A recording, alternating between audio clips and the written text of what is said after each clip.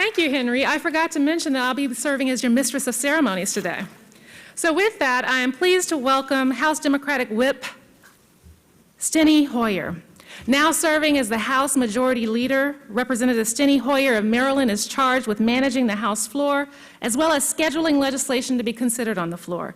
He also plays a key role in helping House Democrats determine their legislative agenda and political strategy, and in building support for the party's positions in delivering the Democratic message both in Washington and nationally. His service as Majority Leader makes him the highest-ranking member of Congress from Maryland in Maryland's history. Now serving in his 14th term in Congress, Congressman, welcome.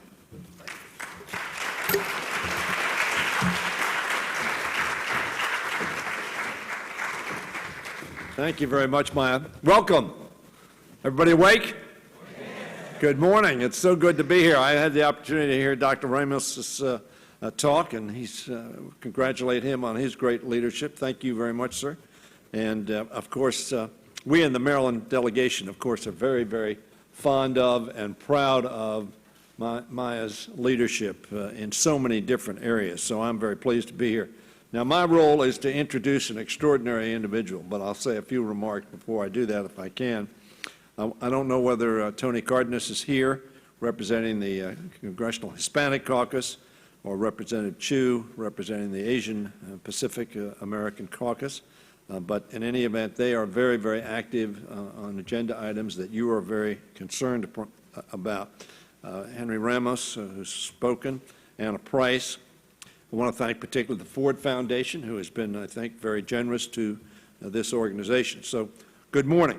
I want to thank you. I want to thank the Center for Global Policy Solutions and Insight in conjunction with the CBC, CHC, and CAPAC for organizing this important discussion about the challenges of access to economic opportunity and the growing wealth gap for Americans of color, which is a danger to our stability as a nation and undermining our moral commitment to our people. I want to say, I don't know how many of you were there last night. I came, but was there very briefly. I want to congratulate Barbara Lee. Barbara's not here yet this morning. I think she's going to be participating, however, a little later. I've asked Barbara to head up a task force on opportunity and poverty, or poverty and opportunity.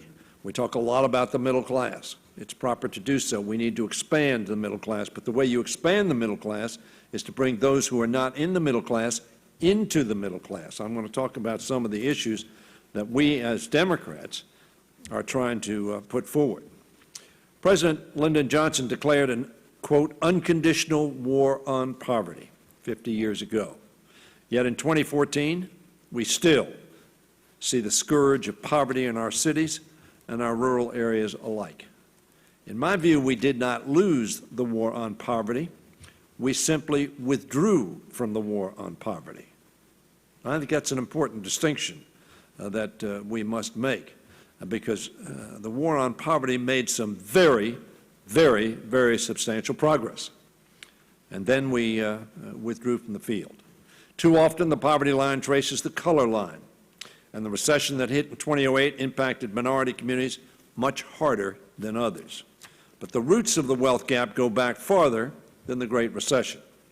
According to a study last February by the Institute of Assets and Social Policy, which tracked the same set of families over a 25-year period, the wealth gap between white and African American households nearly tripled in 25 years, a quarter of a century. While the median wealth of white families nationally was $113,149, that year it was only $5,677 for African American families and $6,325 for Latino families. That is not a society that is succeeding as an opportunity society. White Americans own homes at the rate of 28.4% higher than African Americans. While white households lost 12% of their wealth during the recession, Latino households lost a staggering 67%. That's 12% loss of wealth versus 67%. A little over 10% versus two-thirds lost net worth. Congress cannot, must not, should not, we as a society should not ignore the reality of these disparities. If we do so, our children will not live in a country that we want them to be in. That's why House Democrats have been pushing for measures that help all Americans, regardless of color, to access the opportunities that open doors to a secure place in the middle class. We've been fighting to raise the minimum wage so that more families can make ends meet, stay out of poverty, afford a home, save for college, prepare for retirement. A figure you ought to keep in mind, and maybe most of you have it. If the minimum wage in 1968, the equivalent minimum wage we're being paid today, the minimum wage would not be $10.10 3 years from now. Today, the minimum wage would be $10.77 if it had the same value it had in 1968. Nobody's talking about making $10.10 tomorrow. We're talking about phasing that in. It ought to be $10.77 today. And that would help our economy, as well as all the individuals and families and all the other consequential ramifications of paying a decent wage in America that wants people to work. What's the biggest incentive for having people work? Paying them. I'm reminded of the Russian who was asked during the course of the Soviet Union, what did he do? He said, well, we pretend to work, and they pretend to pay us. 725 is somewhat of a pretense for the value of work. At the same time, we've been working to restore the emergency unemployment insurance that has been cut off for 2.5 million people. These are people who worked, and through no fault of their own, because if you're fired, you can't get unemployment insurance. But if through no fault of your own you are unemployed, we had a system to give you a safety net, to make sure that you individually, but more importantly, that your families and the economy, that you could participate in. So the unemployment insurance not being available to those 2.5 million people is obviously personally catastrophic to them individually. But I want you to understand it affects us all. We have been promoting the Make It in America agenda. That's an agenda I talk a lot about.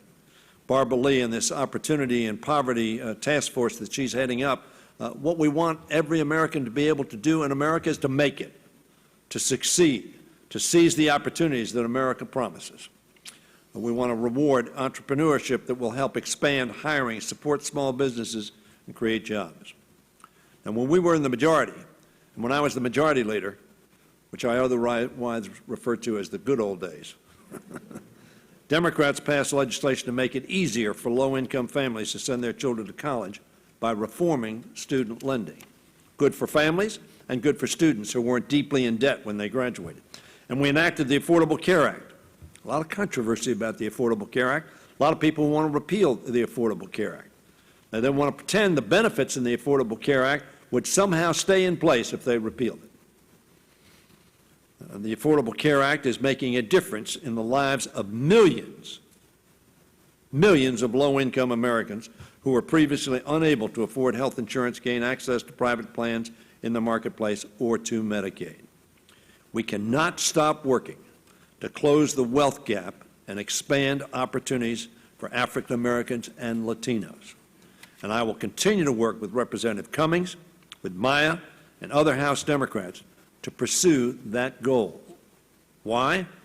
I have 3 children, 3 grandchildren, 2 great-grandchildren, and a 3rd great-grandchild on the way. We are all in this together. If people of color do well, my children, who are not people of color, although I don't know why white is not a color, aren't we all people of color?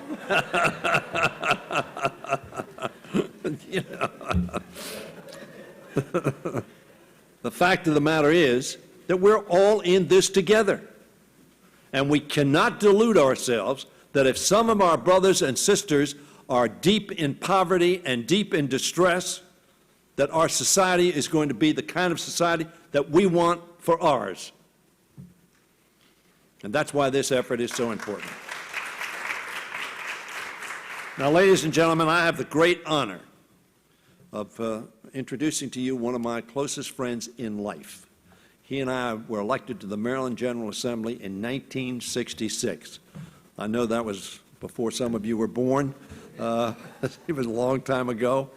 He and I served in the state legislature together for 12 years. I left.